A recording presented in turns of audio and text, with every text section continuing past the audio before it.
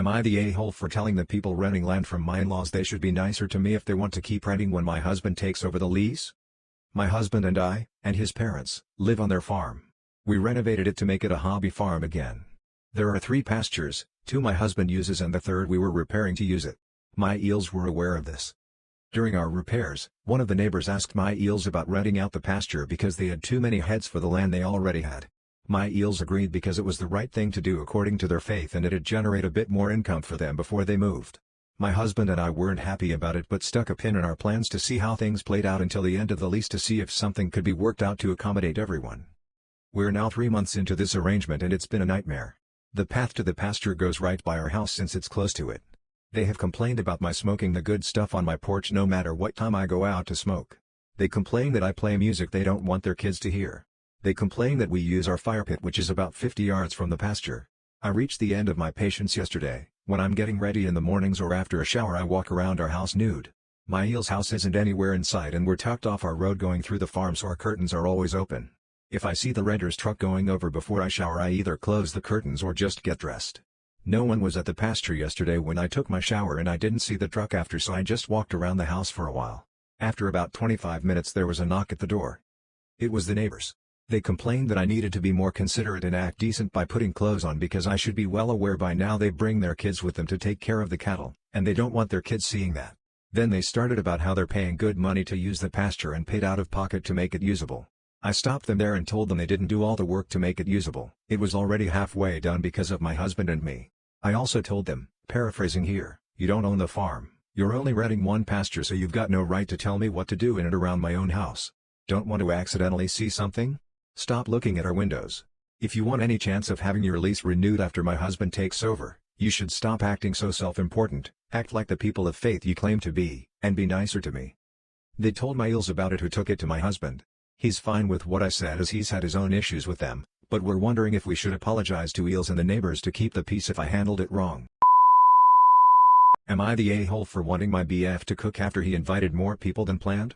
My 23F boyfriend, 25M, and I were supposed to host a dinner for us and another couple we met on vacation tomorrow. I'm supposed to be in charge of the cooking. 2 days ago, before going to work, my boyfriend tells me that he forgot to tell me that he invited our neighbors and their 3 children. I was kinda annoyed he didn't ask me first but whatever, I said okay, next time, ask me if I'm okay with it first. After coming home from work the same day, he tells me that he invited 2 of his colleagues and that they'll come with their wives and kids. They have 1 kid each so that'll make 2 more children. I got upset when he told me this because 1. He invited 6 more people without asking me first, again, and 2. He told me that I needed to make a different dish for his colleagues' kids because they won't like what I'm planning to cook. I told my boyfriend that he needed to be the one cooking because I didn't want to anymore. He asks me why as I initially agreed to cook. I said I initially agreed to cook for 4 people not 15. I added that it'll be easier for him to cook for 15 people anyways because he has his whole afternoon free while I'd be working until 4 p.m. My boyfriend doesn't agree though and thinks it's unfair of me to have agreed to cook just to take it back last minute. I said I'd be okay to help with the kids' food once I come back from work but he needed to do the rest. He doesn't want to and even threatened to cancel the whole thing if I wasn't cooking. Am I the odd there? Should I be the one cooking still as I was supposed to cook from the beginning? Or is it only fair that he cooks for the additional 11 people he invited? Am I the a-hole for not telling my roommate I own the house? Brief backstory, about a year ago my last remaining grandparent passed away and my father inherited all assets, including a house. I had been saving for a nice down payment, at least 50%. So I could have a lower mortgage payment each month, thus allowing me to save money for travel. When my father inherited this house, which he had no interest in moving into yet, he offered to sell it to me for well below market rate, with the caveat that he and my stepmother could eventually move into the basement apartment. I agreed, because they're both incredible people who are not at all invasive and would give me my privacy if they lived there. So he sold it to me and I moved in. Present day, about 6 months ago I started considering renting out the finished basement apartment. It has 2 bedrooms, 1 bathroom, a living room, and a small kitchenette, sink, fridge, microwave, but no oven. A friend of mine said his brother was moving to my city and needed a place. He's a brand new teacher and doesn't make great money, so he needed a place that wasn't expensive. I offered to let him rent my basement for way less than market rate, $650, which would include utilities. He readily accepted and signed a year-long lease. Well, a few days ago he asked if he could start paying the landlord directly instead of giving me rent money each month. I was under the impression my friend had told him I own the house, So I was confused and I told him we don't have a landlord and that I'm the owner. He got very upset and screamed at me for lying for over 6 months and taking advantage of him by making him pay so much in rent. For the record, an apartment similar to the one in my house would be well over twice what he's paying me, closer to 3 times for something as nice.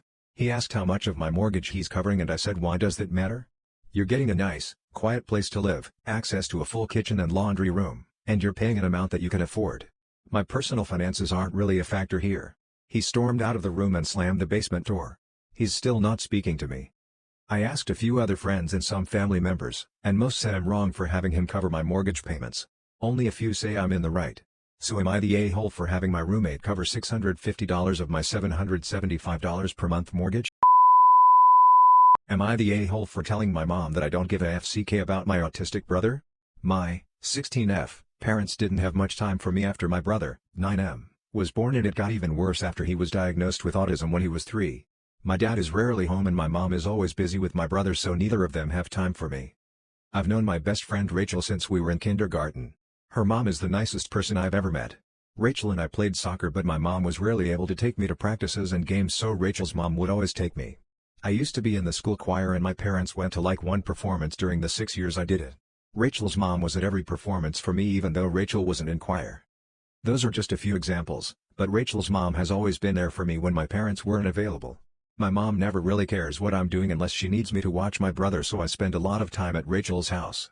Once I spent a whole weekend there and my mom didn't even call to ask where I am. Rachel's family go on a lot of vacations and they often take me. They're going to Disney World during Thanksgiving break and invited me to come with them. I asked my dad and he said I could go. They've already planned and booked everything and I'm really excited. I've been to Disneyland once with my family and it was horrible. My brother threw a huge tantrum on the first day because he wanted to go on the rides alone and sit between mom and dad, so I had to stay in the hotel most of the time. My brother found out that I'm going to Disney and he had a really big meltdown. He loves Disney and he was mad that I was going without him. My mom told me that she was planning to go to Washington to visit my grandparents. My dad didn't say anything about that, so I'm pretty sure she just made that up to stop me from going. And even if they are going, I don't want to. I don't want to go on a 14-hour car ride with my brother, and I'm pretty sure when we get there they're either going to make me stay with him while they go out or take him out and leave me alone in the hotel. I also wouldn't be allowed to go out on my own. She told me that I need to think about my brother and his feelings are more important because he's younger and autistic. I told her that I honestly don't give a FCK about my brother's feelings and I wish he was never born. He was there when I said all this and he's been crying and screaming for the last 3 hours and it's giving me a headache.